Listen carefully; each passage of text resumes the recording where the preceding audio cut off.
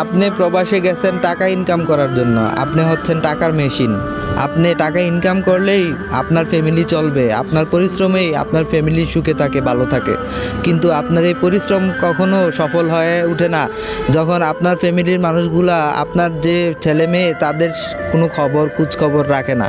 দেখা গেছে যে এরকম আছে, বাড়ন্ত বয়সে আপনি আপনার ছেলেটাকে একটা মোবাইল কিনে দিছেন, আপনার মেয়েটাকে একটা মোবাইল কিনে দিছেন, সেই মোবাইল দিয়ে সে কী করতেছে, কার সাথে কথা বলতেছে, কী ধরনের ভিডিও দেখতেছে, কি হচ্ছে, এটা তো আপনি কোনো খবর রাখেন না। বাট আপনি শুধু টাকা ইনকাম করতেছেন, আপনার টাকায় এই ইনকামটা কোনোভাবেই ভালো কোনো কাজে লাগতেছে না। আপনার ছেলে, আপনার মেয়ে ভালো মানুষের মতো মানুষ হচ্ছে না, আপনি এটার কোনো খবর তো আপনার রাখার সম্ভব না। কিন্তু আমরা যেটা দেখি, ফ্যামিলিতে যারা থাকে তারাও এটার কোনো দায়িত্ব খবর নেয় না, শুধু টাকাই খরচ করে, শুধু চলাফেরাই করে, শুধু আধুনিকতা ভোজন বিলাস নিয়ে আসে।